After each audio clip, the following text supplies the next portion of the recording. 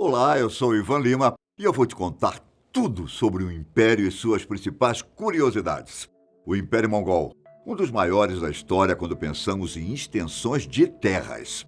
Eles chegaram a abranger desde as fronteiras oeste da Alemanha até a Península Coreana e desde o Oceano Ártico até a Turquia e o Golfo Pérsico. Eles dominaram cerca de um terço da população total do mundo na época. Já se inscreve aqui no canal? Ative o sininho de notificações para não perder nenhum vídeo. Combinado? Então vamos lá. Temujin é o nome verdadeiro de Gengis Khan, o líder responsável pela criação de todo o Império Mongol. Ele nasceu no ano de 1162, no noroeste da Mongólia, onde viviam diversas tribos nômades que eram organizadas em clãs. Com apenas 15 anos, ele já almejava assumir a liderança de sua família, que na época conta com ele, sua mãe e seus 3 irmãos. Seu pai havia sido envenenado e morto quando ele tinha apenas 8 anos de idade. Para conseguir assumir a liderança da própria família, ele matou seu meio-irmão com uma flechada durante uma pescaria. Depois disso, ele nunca mais parou de assassinar seus inimigos, ou qualquer um que tivesse o azar de cruzar seu caminho. Ele só precisava de um pequeno motivo para começar a matança: mulheres, botins ou cavalos. Em muitas ocasiões, nem isso era preciso. Ele matava por diversão ou para acender velhas vinganças. Em 1216, Temujin foi proclamado Gengis Khan, o soberano supremo da Mongólia.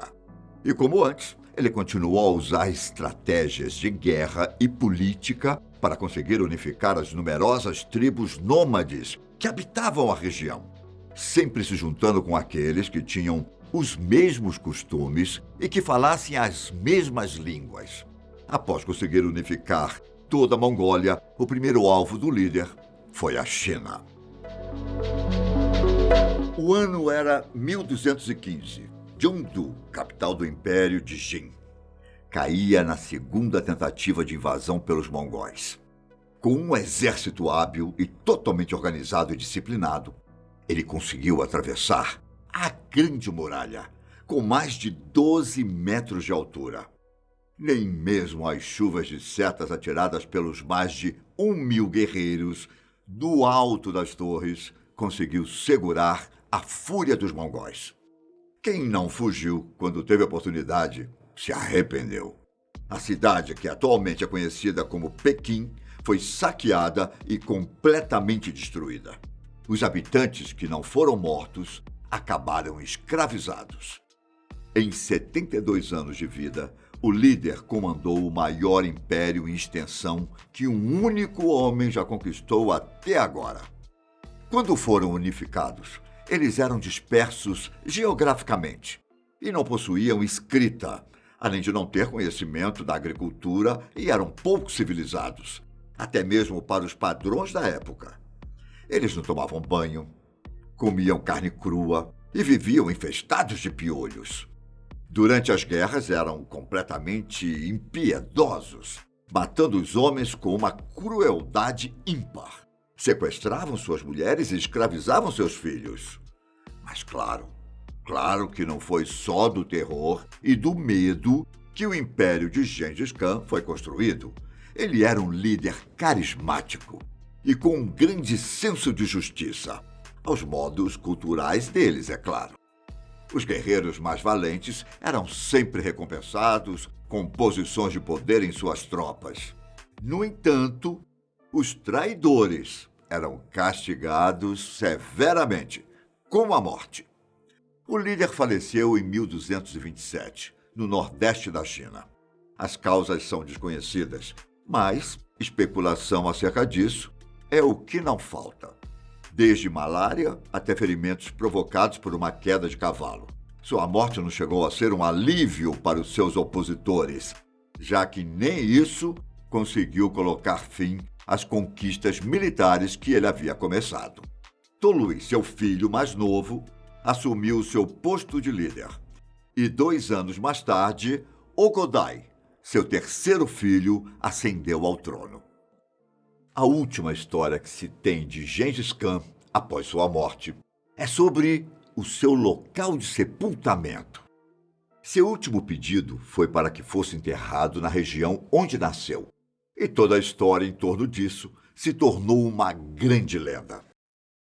Segundo a tradição mongol, quando um túmulo é violado, o espírito do morto deixa de proteger sua família. Por isso, todo o segredo sobre a real localização. Conta-se que para conseguir manter esse segredo, todos os coveiros e até aqueles que cruzaram o local foram assassinados. Os soldados que executam essa tarefa permaneceram ao lado da tumba até que a vegetação crescesse novamente. Na volta para casa, os próprios guardas também foram mortos.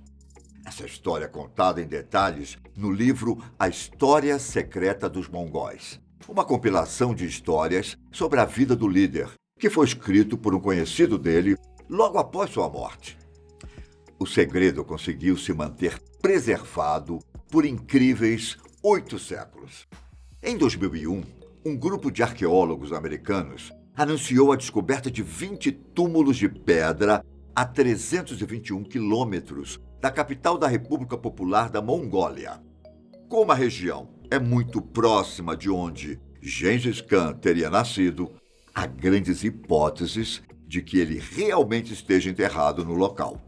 Contudo, a exploração do sítio arqueológico e a confirmação de que se trata do túmulo do líder depende da autorização do governo da Mongólia.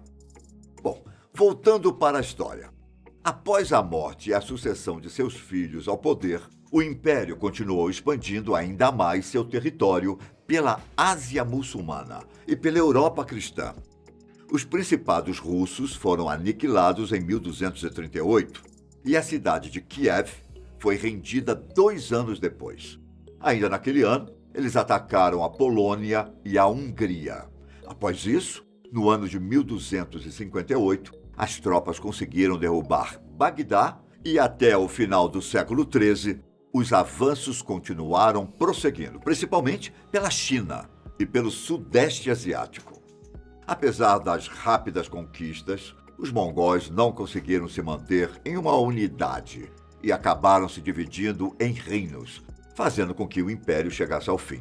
Apesar disso, não se pode datar com precisão quando isso de fato aconteceu. Atualmente, a Mongólia ocupa uma área total de pouco mais de 1,5 milhão de quilômetros quadrados e sua população não chega a 3 milhões. Por lá, ainda é possível encontrar resquícios da vida dos antepassados nômades e dos descendentes dos guerreiros. Outro lado da história que é pouco disseminado é sobre as mulheres. No Império, até um cavalo valia mais que uma companheira, já que mais que um melhor amigo, o animal era indispensável em batalhas, seja para o combate ou para a fuga, além de serem essencialmente necessários para o pastoreio e para a pilhagem. Homem e cavalo nunca se separavam.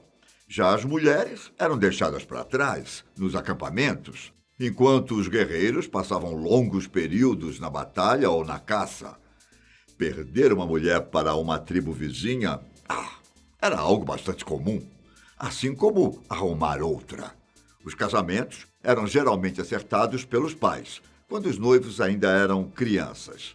Porém, a forma mais simples de conquistar uma companheira era usando a força, seja nas guerras ou simplesmente sequestrando as jovens de outras tribos. Uma prática bastante corriqueira entre os nômades. Gengis Khan teve 6 mulheres mongóis e outras tantas estrangeiras. Podem não ter tido centenas, mas o número, sem dúvida, consegue passar da metade disso. Você ainda não deixou sua curtida aqui no vídeo? Olha só, esquecendo, aproveite e faz isso agora. Enquanto isso, eu vou te contar uma curiosidade que tem tanto a ver com a nossa língua portuguesa quanto com os mongóis e pessoas com síndrome de Down. Veja bem, você provavelmente já ouviu alguém proferindo a palavra mongol ou mongoloide como um xingamento. ou se referindo a pessoas com deficiência intelectual, e às vezes até como sinônimo de imbecil ou idiota, certo? Bom, acredito que após toda a história do Império, vocês já saibam de onde veio a palavra mongol. Mas você sabe de onde essa associação surgiu? Durante muitos anos, a síndrome de Down era conhecida como mongolismo ou idiotice mongol. Isso porque se tinha a percepção de que crianças com a síndrome tinham semelhanças faciais com as populações descritas como mongóis. Em 1965, a pedido da República Popular da Mongólia, a OMS abandonou o termo, passando a ser conhecida apenas como Síndrome de Down, já que o mesmo, além de racista, era capacitista. Curtiram?